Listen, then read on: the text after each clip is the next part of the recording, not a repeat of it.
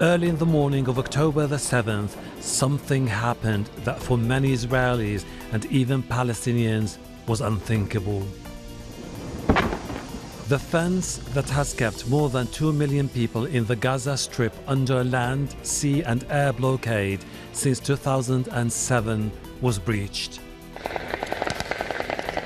Hamas launched an offensive in southern Israel. Its fighters entered areas under Israeli control, attacking military facilities and taking over settlements. The armed group also took hundreds of people, Israelis and foreigners, captive. Shortly afterwards, Israel began bombarding the Gaza Strip from north to south, forcing more than 1 million Palestinians from their homes in search of refuge. But they have nowhere to go and nowhere is safe. The Israeli army has killed thousands of Palestinians, targeting apartment blocks, hospitals, mosques and churches in its campaign to root out Hamas. It was only on October the 21st, 14 days into the war, that convoys carrying food, medicine and water were allowed into the Gaza Strip. And it's only a fraction of the basic humanitarian aid supplies on which millions of people depend. We spoke to one of the regional heads of the International Committee of the Red Cross involved in the emergency response. Mamadou Sow talks to Al Jazeera.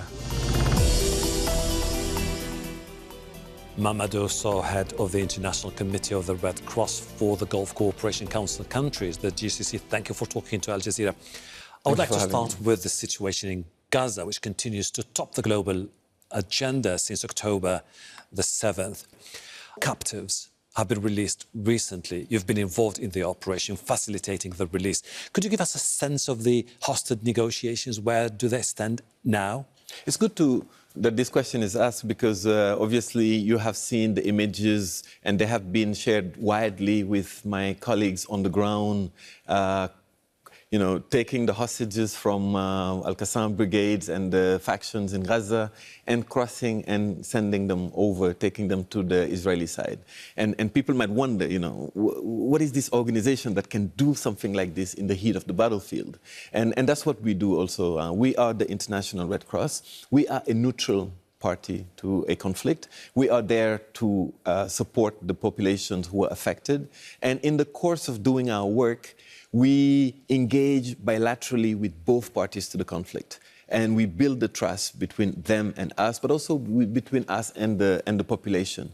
And it is this posture of a neutral body that allows us really to be able to serve this work. Now, when it comes to the negotiation per se, it is not our role to negotiate release.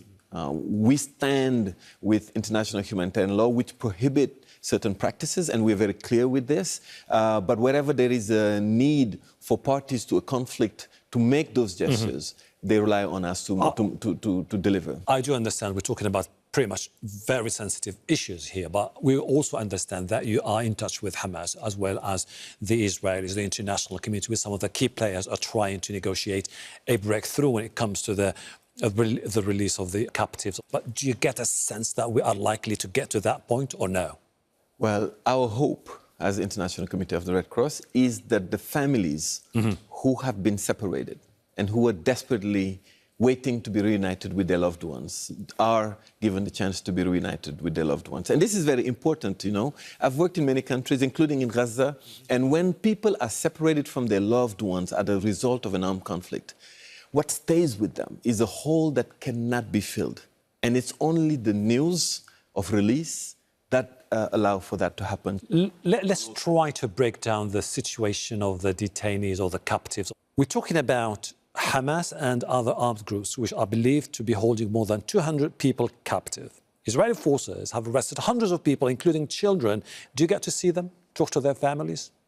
We work in Israel. We're in Israel and in Gaza. When I was there, we shuttle almost on a daily basis, Palestinians from Gaza into Israel to go visit their loved one in prisons. This is very important work that we do to reunite families.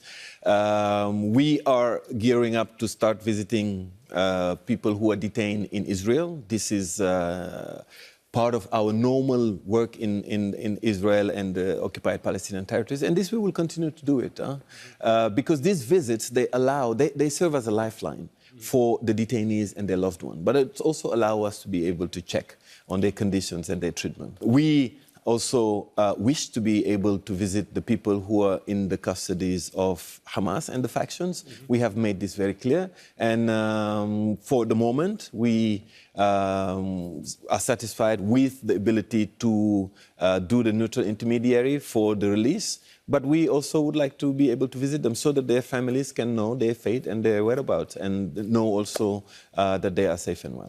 On the issue of the children, because human rights organizations are talking about over 180 children arrested, will you ultimately be able to grant permits for their own loved ones to be able to go and visit them? You mean arrested where? In the West Bank, because as you know, there have been many incursions into the West Bank and many children were arrested also. Yes. It's good that you mentioned the West Bank. Because West oftentimes people tend to think only about the captives when they forget that we're talking about hundreds of people who were also arrested by the Israelis. Yes, you know, the violent situation in the West Bank has spiraled. And in fact, 2022 is not yet the deadliest year on record for the West Bank. This year has surpassed the number of casualties that we've recorded on the West Bank. So we are concerned by the escalation in the West Bank, and we hope that the preservation of life will also be paramount. What happens to the US nationals and the citizens and foreign nationals still stranded in Gaza and not able to cross into Egypt? US nationals detained or? Who were just happened to be visiting families in Gaza and they were still stranded. Could you be helpful in facilitating their exit into Egypt? Because the Egyptians so far have been saying we have to wait until we get a global comprehensive solution before we decide who should leave and who should stay. Of course, I cannot really comment on individual cases, which I'm not aware of, but I can tell you that 2.2 million people are stuck in the Gaza Strip.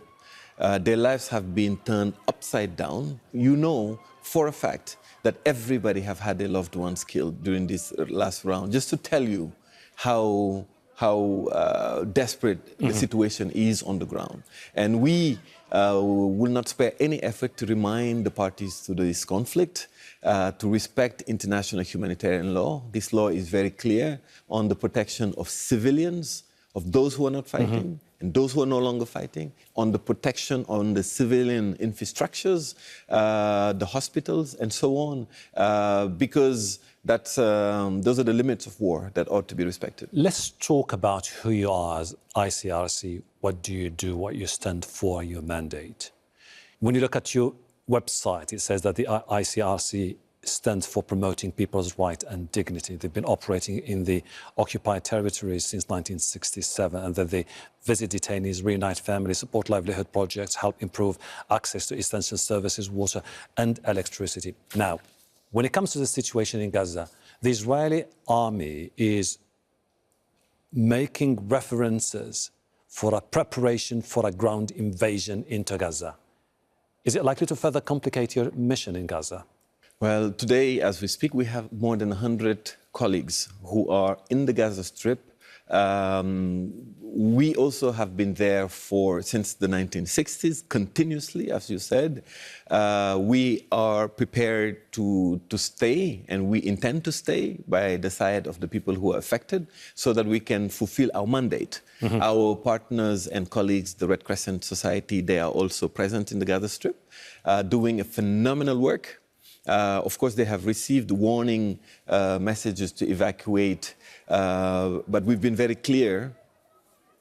Hospitals are protected under international humanitarian law. Their mandate is to serve people, and they need to be allowed to do that work. And I was quite moved when I saw my team, our colleagues on the ground. They went to meet our brothers and sisters from the Red Crescent, and they stood in front of their hospitals.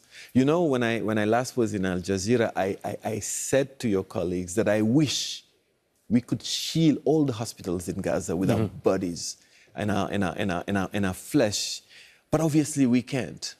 It's the Lord that shields them. But when I saw my colleagues standing in front of Al-Quds hospitals, I was quite proud of them. And some of those colleagues have been killed in airstrikes. 4 of them have been killed. One colleague of Magana also have been killed. And you know, whenever we lose one person on the heat of the conflict, something in us dies with it. You know. Since you've mentioned the humanitarian situation, the flow of humanitarian aid through Rafah crossing is below expectations, and people are frustrated. Why is aid so restricted as we speak? Well, let's take it apart. So first of all, we welcome the agreement to start bringing in direly needed supplies. I think every blanket that enters in Gaza is needed. Every bottle of water that enters is needed. Every medical supplies that makes its way into Gaza Strip is needed. Every liter of fuel that enters is needed. Without fuel, the hospitals, they don't function. Incubators, they stop. X-rays cannot be taken. Oxygen masks don't function. So we welcome the agreement to bring in the goods together. But we're talking about 2.2 million people who've been under the bombs. We're talking about hospitals that are on their knees. We're talking about infrastructures, water system, electricity system, which we've been supporting for years. For years, we've been supporting JETCO, we've been supporting CMW, these are water and electricity companies, to be resilient, to be able to absorb some of these shocks that they are. We have spare parts pre-positioned all over the Gaza Strip so that we can continue to fix them and repair them so that at least the minimum is provided. So we hope that there will be an agreement on fuel so that more fuel will enter. But we hope also that the gates of Gaza would be flung wide open for really substantial amount of aid will enter. Why isn't this happening? Let me just quote what UN agencies, the WFP, WHO, and many others have been saying recently.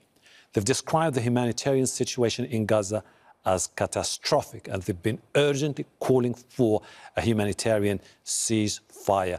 Why is the ceasefire not happening anytime soon, despite the magnitude of this destruction? You just look at the aerial footage and you get just a sense of how horrific is the situation there. We cannot put words now in what's happening in the Gaza Strip, and a ceasefire is needed.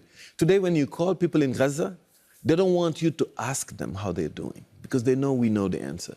They don't want you to tell them about what is happening outside of Gaza. They want to hear one word: it's ceasefire.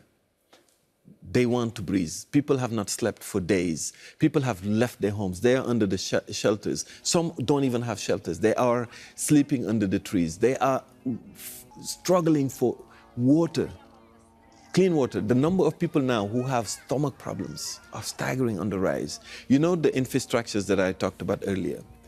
They are all connected. Without electricity, you don't have really good running water. You cannot desalinize. You cannot even treat the sewage system. The raw sewage is going to end up in the cities. And this is going to lead again to more problems, compounding with the problems caused by the intensity of the violence. So a ceasefire is deadly needed now. See, this is something which is likely to put more strains on what you do, and most of the United Nations agencies, humanitarian agencies operating on the ground. People are saying there's double standard by all proportions. Ukraine, we saw the international reaction. Disaster befalls Gaza. No one seems to care. Yeah, I don't know. I mean, I don't know if it's fair to say that nobody cares. We care deeply. We are very much present on the ground. And our voice is also clear. We are, you know, the difference between us and other organizations whom we respect is that we are very much on the ground. As I told you, we are repairing the electricity. We are repairing the water system. We are distributing water to the camps. Not only that, we are crossing the lines to meet with the Israeli generals to talk to them about the situation in the Gaza Strip. We are crossing the lines to meet with the Hamas to tell them about what's happening on the other side of the fence. But you know, there's been this call for unrestricted humanitarian access to Gaza. And people have been saying we should allow medical teams, people to cross into the territory because it's about time to help. That unrestricted access is not happening as we speak. And this is just going to further lead to more casualties, more agonies, and more tragedy, to the point where people are frustrated, they're angry, and they're asking, how much do we have to wait? Indeed. The first obligation under international humanitarian law for respecting the civilians and allowing them to have assistance and allowing the Red Cross and the Red Crescent and all humanitarian organizations to move around and do their work, these are obligations of the parties to the conflict. And these obligations under international humanitarian law are strong obligations. These are blood-stained agreements that have been signed in the aftermath of World War II, that all countries now have agreed to respect it and to ensure its respect. But who cares, in a way or another? And let me tell you why people are asking the same question, who cares? The US has used its veto at the United Nations Security Council to block a resolution calling for Israel to allow humanitarian corridors in the Gaza Strip, pausing the fighting and the lifting of the order for civilians to leave the north. The EU is not really united when it comes to the ceasefire. Some are saying it should never be a full ceasefire. It should be a partial, where the ultimate goal is for the Israelis to step in if they are to eradicate Hamas. When you send this message to people, obviously you understand what it means. It means for many people there, that no one cares for Palestinian blood. You know, you're asking me political questions, I know which I'm a humanitarian. You know, my role is to make sure, our role is to ensure that the people on the ground have the access to the aid that they need. It's also to speak privately, quietly, confidentially, but with all those decision makers who can affect the situation on the ground. Totally understand. You're treading a fine line and here. we're doing that. But let me say something about politics, just to get this off the way. We know that ultimately the solution to what's happening in the Gaza Strip, what's happening in Palestine, lies on the political system. We're talking about a situation which is getting worse by the minute. I'll once again quote United Nations agencies operating in Gaza. They say that hospitals are overwhelmed, people are at greater risk, children are dying at an alarming rate, being denied the right to protection. Isn't this a collective punishment of an entire population? We've talked about the situation earlier, I told you, really. I mean, I've worked there in Gaza. I've worked there for more than 2 years, and I know exactly what the people are going through today based on what they're telling me. I can ask you a question. What's your favorite time of the day, or of any day? Your favorite hour? Early morning. Early morning. In Gaza, people's worst time of the day is sunset. Because when the sun goes down, the bombs start raining down over people's heads. So to be today in Gaza, to be there is, as they told me, it's to live with the fear that your life can end in a split of a second. That everything that you care for, your family, the business that you build from your life savings, your home, can be gone in a split of a second. And it has been going on for many times. I think it must come a time when the world will just pause and accept that there might be such a thing as being too late, and really address the situation of the people in Gaza with a sense of fierce urgency. I think now is the time to also consider what the people are going, because now we are talking about this crisis. I can list many other crises before. Protective edge was here, summer rains, and many more, cast leads, and every round of escalations leave the people in Gaza worse off than they were before. Talking about that sense of emergency and urgency, the injured and the babies require immediate aid.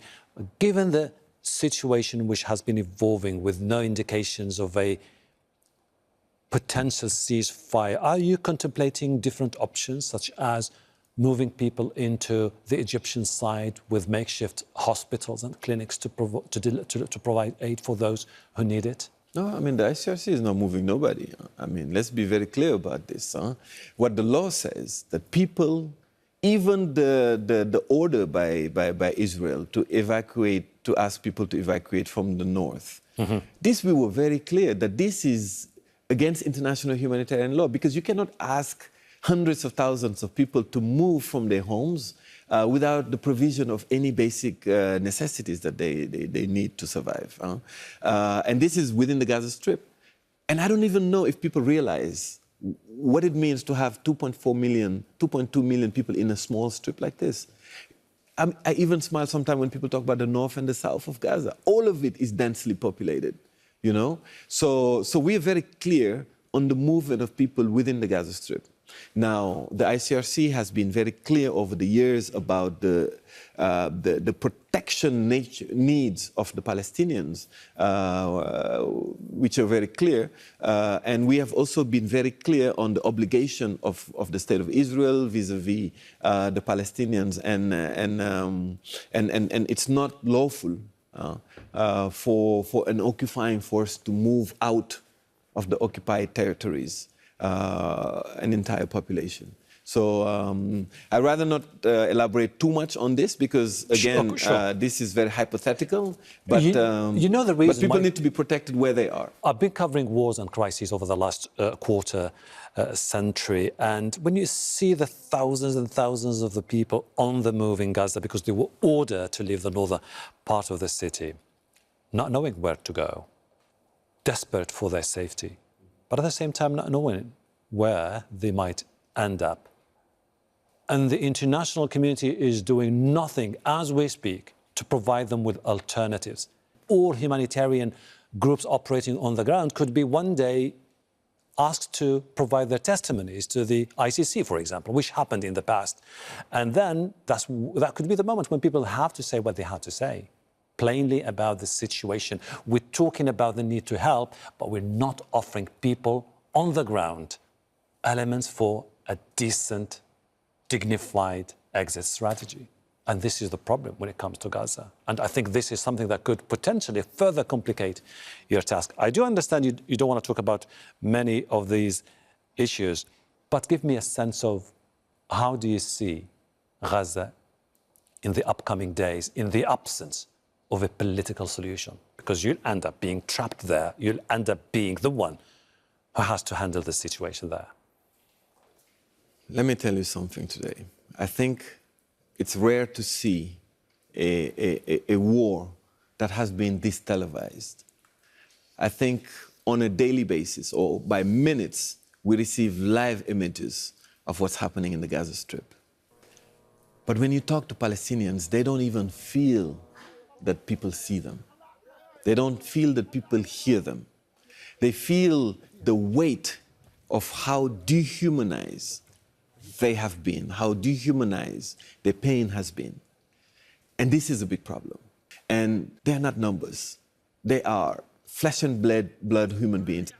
You know, we said it very clearly. What happened to the south of Israel, the level of violence that was unleashed there is absolutely beyond comprehension. But for us, nothing, absolutely nothing can justify an unregulated destruction of Gaza Strip. And definitely would like also to take the opportunity to commend the work of all your colleagues, all the humanitarian organizations courageously operating under the extremely difficult situation in Gaza. Mamadou Sow, head of the International Committee of the Red Cross for the Gulf Cooperation Council countries, the GCC, thank you for talking to Al Jazeera. Thank you for having us. I really appreciate your time. Thank you.